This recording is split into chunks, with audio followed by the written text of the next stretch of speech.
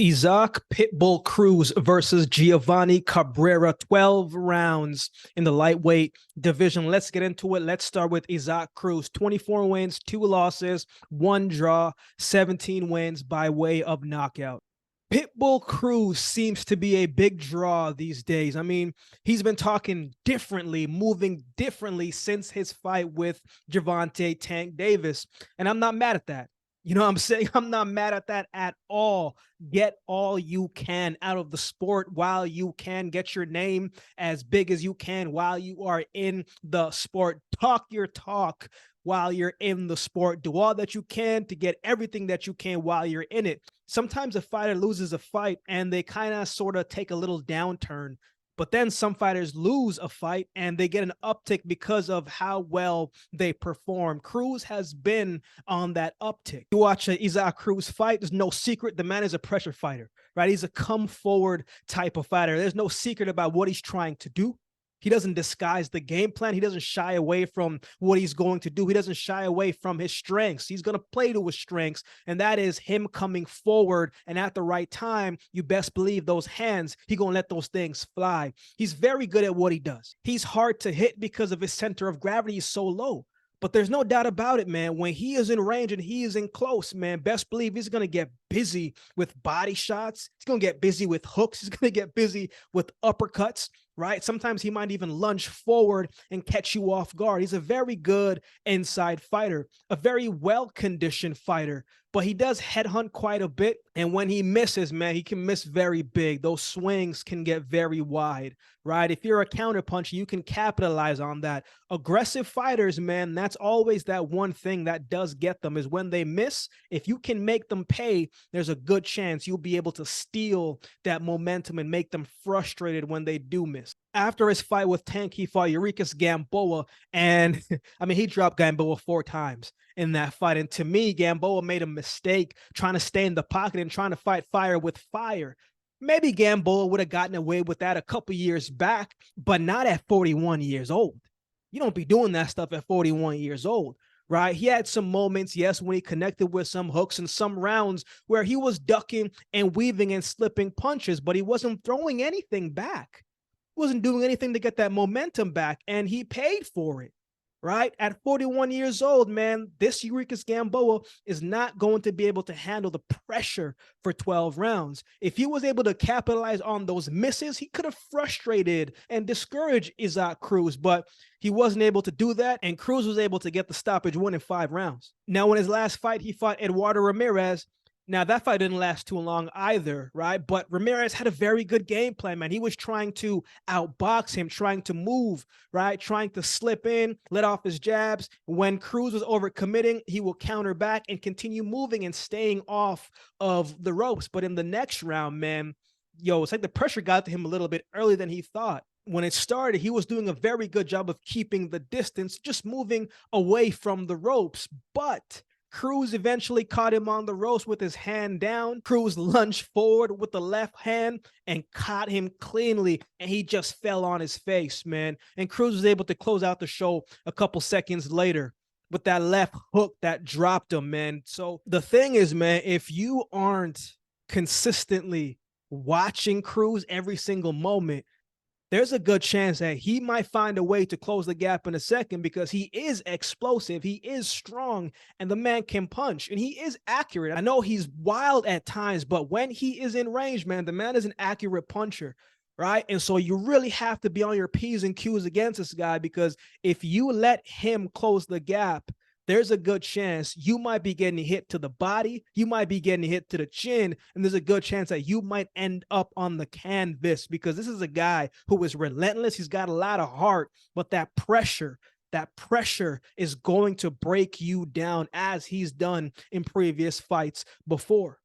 Let's talk about his opponent, Giovanni Cabrera. 21 wins, no losses, 7 wins by way of knockout. Cabrera is coming into this fight with a lot of momentum. He's never lost before, right? He's coming off a big win as well, too, where he dominated Gabriel Flores.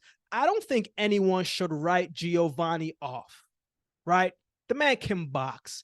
He's got the height advantage, he's got the reach advantage, and he knows how to use his strengths to his advantages. He's a counterpuncher at heart to me. He capitalizes off his opponent's mistake. He did it against Elias Araujo, and he boxed beautifully in that fight against a pressure fighter, right? He never panicked, and he kept the distance, kept throwing, kept his head off the line. He's got an awkward way of fighting, an awkward style, but it works for him. He's a good body puncher. He places his punches nicely, and he gets confident as the fight goes on, man. He's a thinker in the ring. He doesn't fight recklessly, and that's going to be something he's going to have to continue to do if he wants to beat Isaac Cruz. And from the fights that I've seen, he's defensively responsible.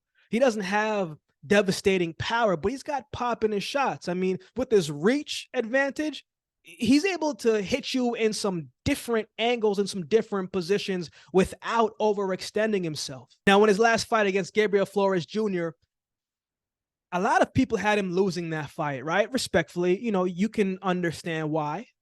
But when that fight started, man, it was a much different fight. He might have scored one of the quickest knockdowns ever. I mean, he took him 7 seconds to score his first knockdown and another 40 seconds to score another knockdown. And he scored another knockdown in the 5th round, right? He fought a very good fight in that fight, a very good showcasing. The jab was on point that night, right? The hooks were on point that night. The counter punching was on point that night, and his defense was solid. I thought he looked very good in his last fight, and I'm sure he's going to be looking to do the same, but this isn't Gabriel Flores Jr. This is a different cat. This is a different style. Right? So he's going to have to use that awkwardness to his advantage. He's going to have to be slick in the ring. He's going to have to be elusive defensively in that fight. And he has to be the counterpuncher that he is and make Isaac Cruz pay for when he does swing wide and does miss on his punches. He said in his last fight interview, man, that he's been working on his power after the win, right? And he's going to need to hit Cruz with some stuff in order to slow him down. So who wins? Personally, man, I think if there's going to be an upset on this card, I think this fight could be it. I think Cabrera is solid, right? It's going to be interesting to me to see how well he handles the pressure of Isaac Cruz and the adjustments he makes in the fight. Cruz is hard to hit. And I don't mean that in the sense of that he's this amazing defensive fighter, but his center of gravity is so low. And his high guard is hard to gauge sometimes, man. Like, you really got to get low to really hit this guy. But I think this fight goes the distance. I think Cabrera is going to use the jab and the ring to his advantage and make it tough for Isaac Cruz to close the gap, at least in the early rounds, because I'm not sure that he's going to be able to keep Isaac Cruz away from him and not engage for 12 rounds. He might be up on the cards early in the rounds, but I think Isaac Cruz is going to come on strong and start to really take advantage of the momentum and the pressure that is going to be against Cabrera, man. I think we'll slowly start to slow him down a little bit, but I see this fight going the distance. Obviously, it could be a stoppage way for either man. I know it could be a stoppage way for Isaac Cruz, of course, because of what he's done in the past and the power and the pressure, all that good stuff, man. But I think Cabrera's boxing ability, man, I think he's going to put on a great showcase, a great performance, but I don't think he's going to beat Pitbull Cruz this night. I have Isaac Pitbull Cruz winning this fight by decision. What are your thoughts on this fight? Who do you have winning this one? Let me know in the comment section below. If you would like to support the channel, there's a couple ways you can do so. You can like, comment, share, and subscribe to the channel.